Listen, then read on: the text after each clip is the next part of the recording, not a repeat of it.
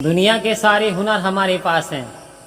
हम पेट पालना भी जानते हैं, भरण पोषण भी जानते हैं, अपना प्रोफेशन इंसान जानता है। कोई सिलाई करना जानता है, कोई चिकित्सक है, कोई अध्यापक है, कोई लोहार है, कोई अदर काम करता है। तो अपने अपने कामों में निपुण है इंसान आज। लेकिन यदि ये कला ना जानी तो जीवन में कुछ भी नहीं जाना। कुछ कलाएं ऐसी होती हैं जो जीवन को बदलने वाली होती हैं, जीवन को निखारने वाली होती हैं और जीवन को लाभ ही लाभ पहुँचाने वाली होती हैं। तो ये जो कलाएं होती हैं, हमें सभी प्रकार की कलाएं हमसे आनी चाहिए।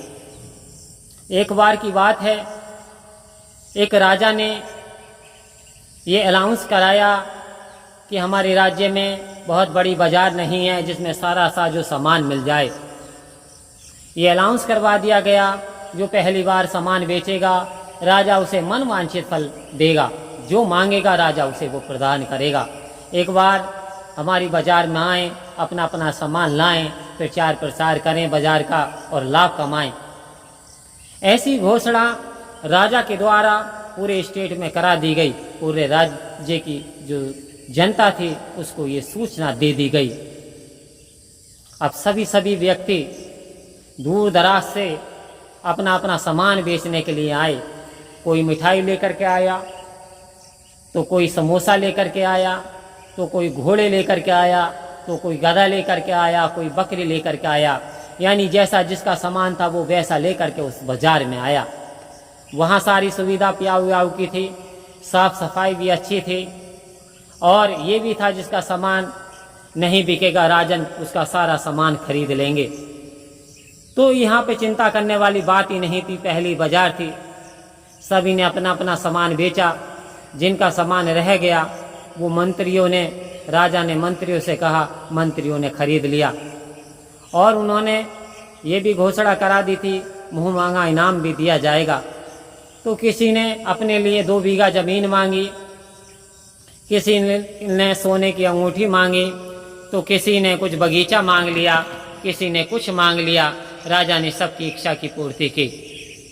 लेकिन वहीं एक ऐसा व्यक्ति जो देखने में बड़ा सरल सीधा सा लग रहा था, जिसके जो चेहरा पे वेदना सी झलक रही थी, शांत स्वभाव था लेकिन चेहरे पे निखार था, शांत स्वभाव था, सरल हृदय था, उसका भी सामान बचा था।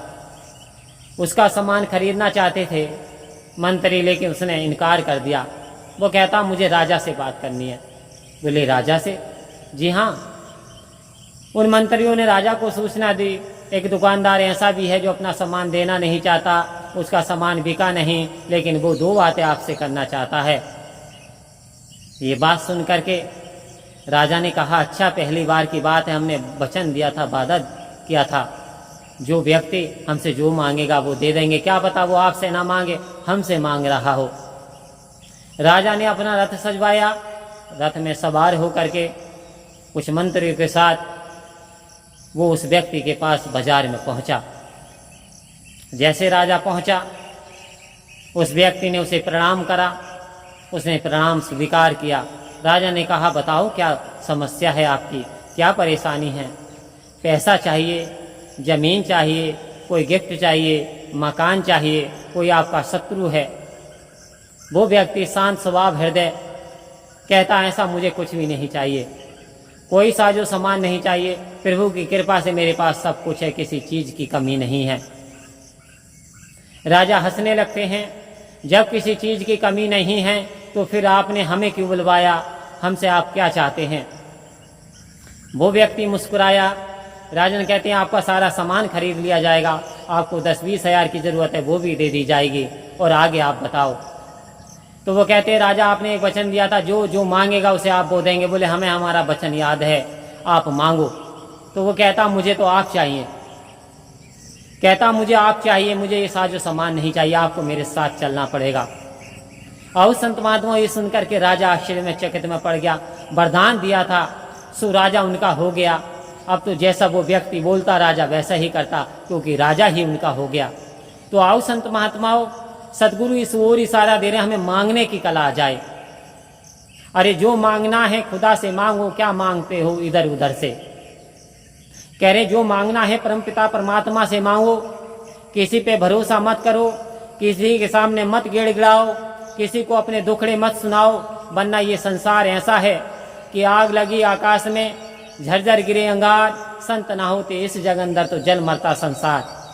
आओ संत महात्माओं, दूसरा कहा संतों ने कि घर में मेरे आग लगी, कुछ माल बचा था जलने से, वो भी उठाकर ले गए जो आग बुझाने आए थे।